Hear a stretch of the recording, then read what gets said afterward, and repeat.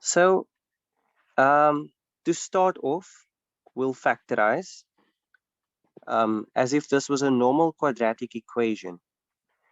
Okay, so we'll factorize and we'll solve our critical values of x.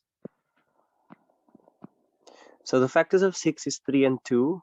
The 3 gets the minus, the 2 gets the plus, and x is therefore either equal to 3 or x is equal to -2.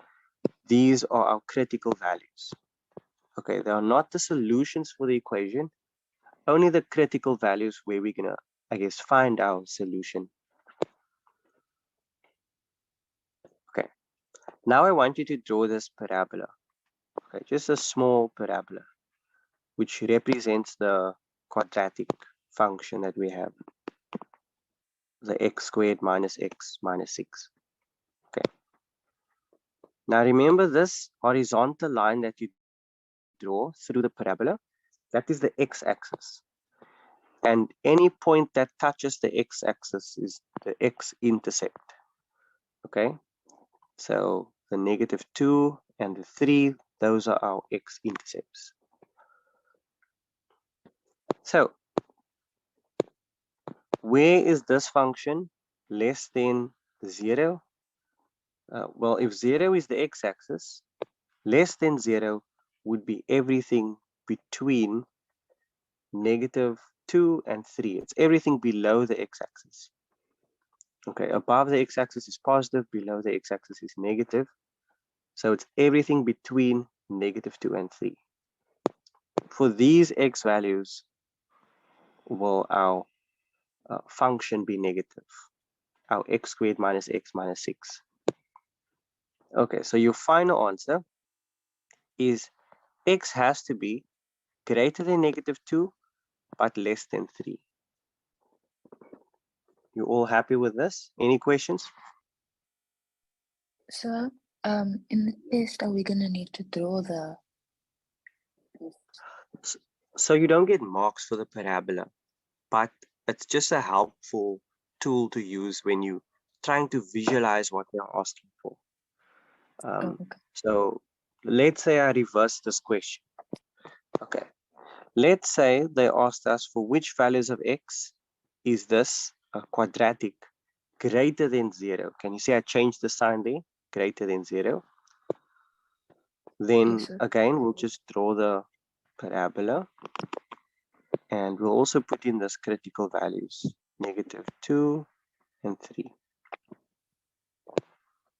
Notice now greater than 0 would be the arms that go above these left and right arms of the parabola. Okay, and that represents all these x values and these x values.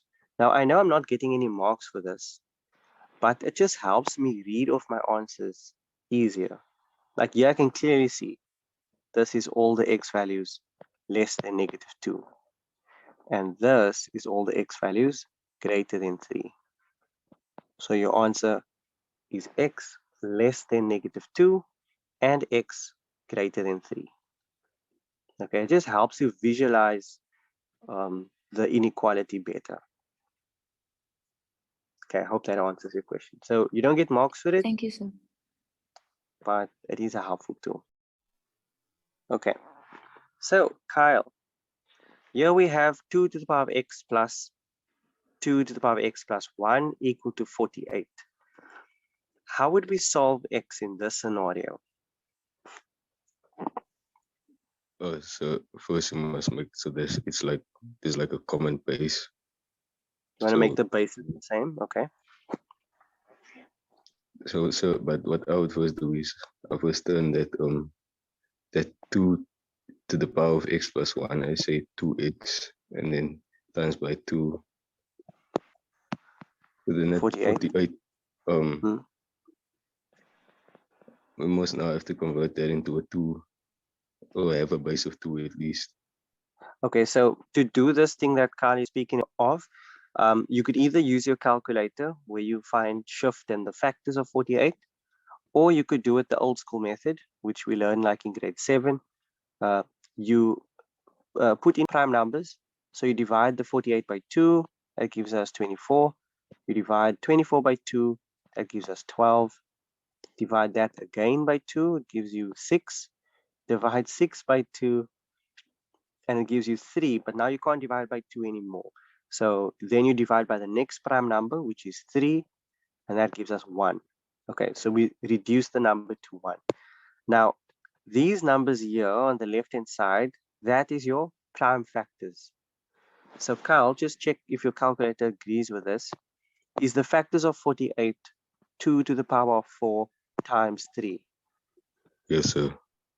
Okay, so it's all those 2's and then the 3 as well. So factorize. Take out the common factor. If you take out the common factor, what are you left with? So you're dividing by this 2 to the power of x.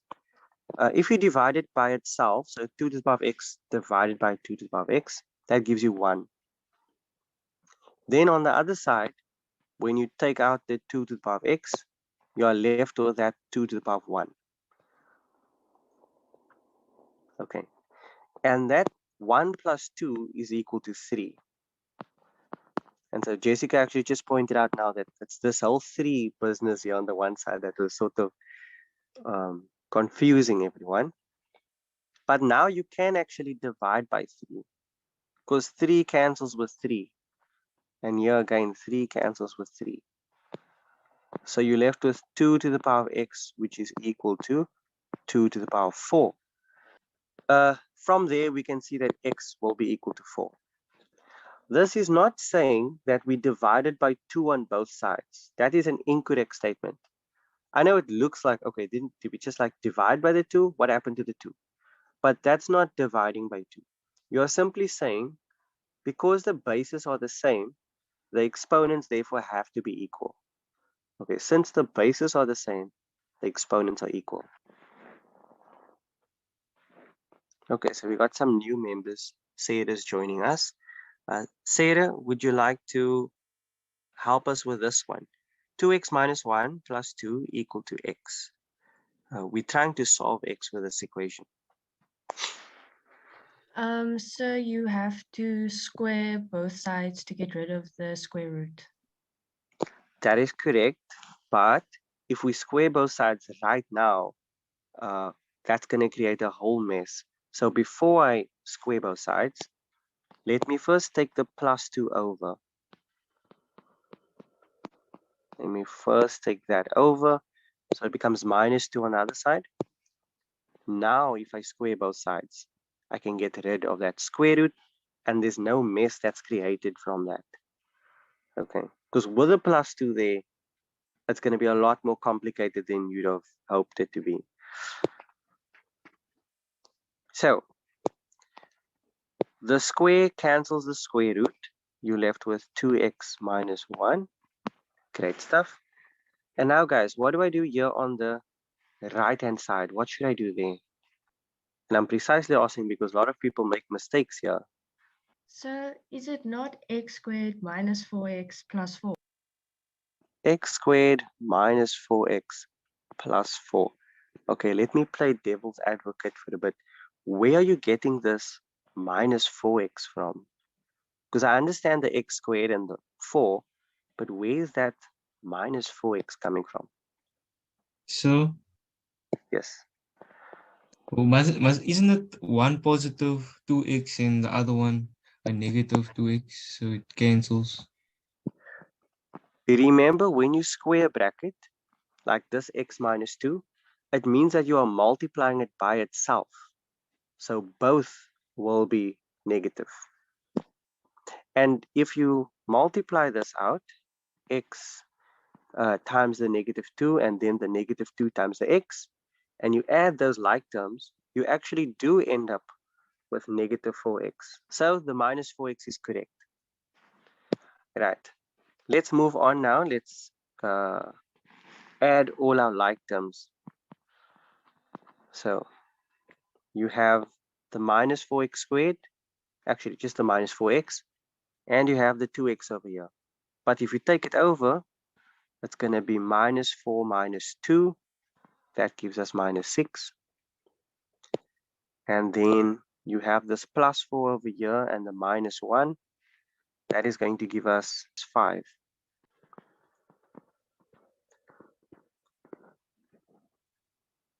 Okay, the factors of 5 to give us 6 is 5 and 1. Minus 5 minus 1.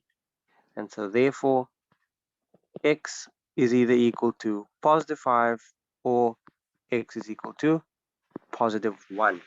Okay, we should always remember one of the answers will hold true for the original equation and the other answer will not hold true for the original equation.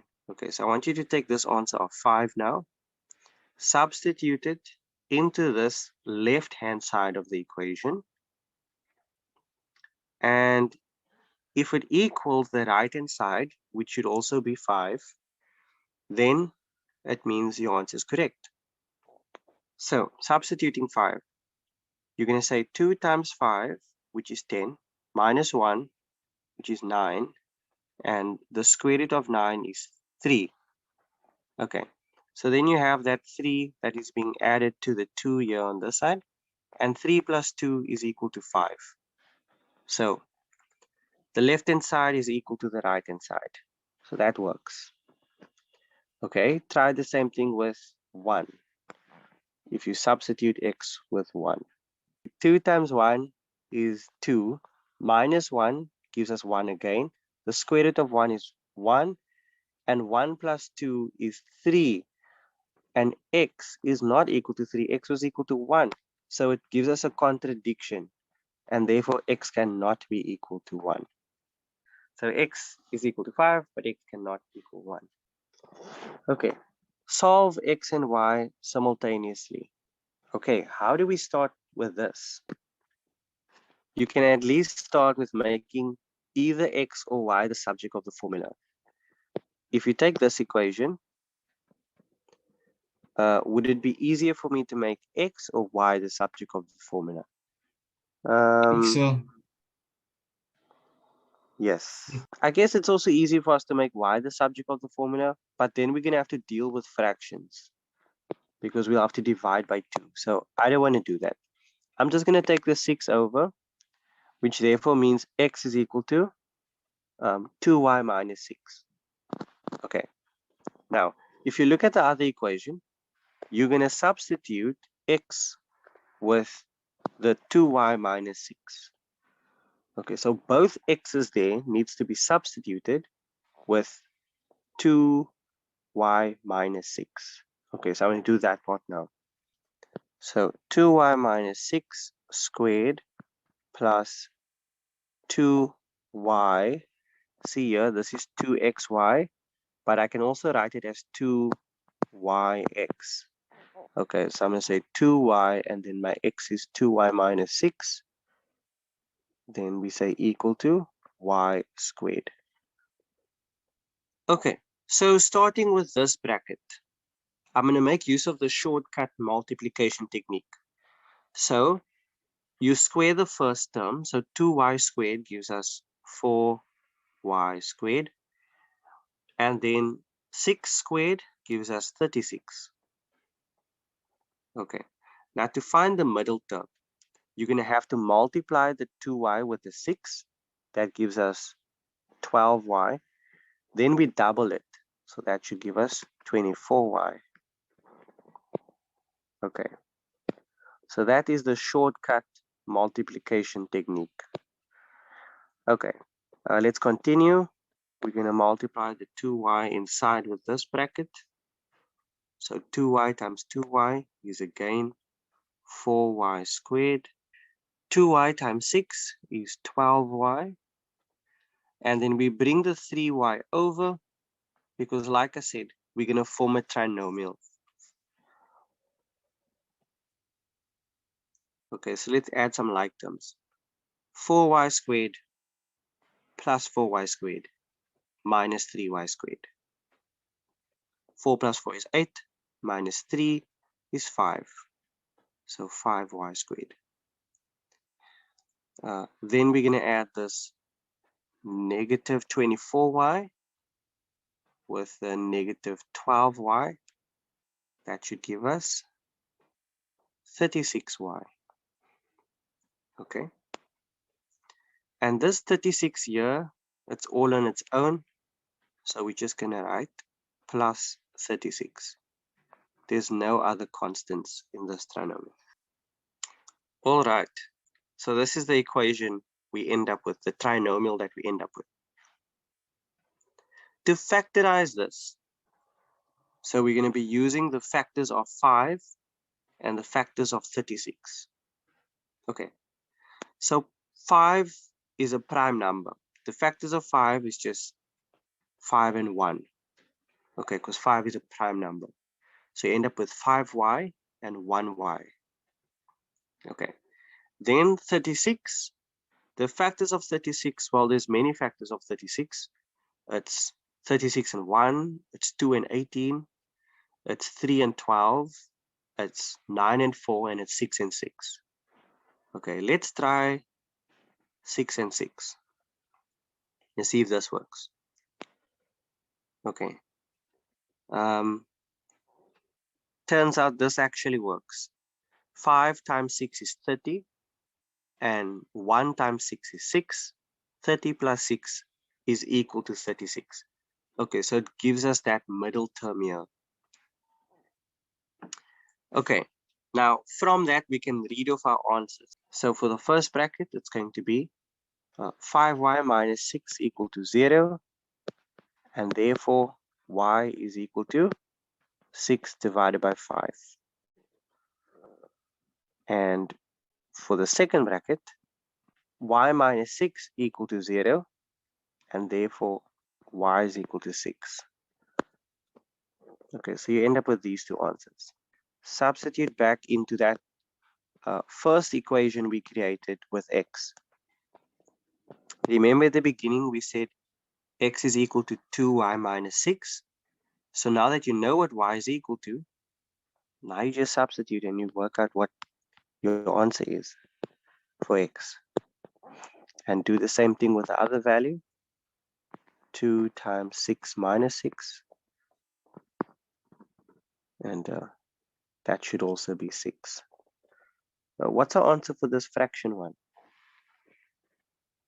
Negative 18 over 5, so yeah. Thank you.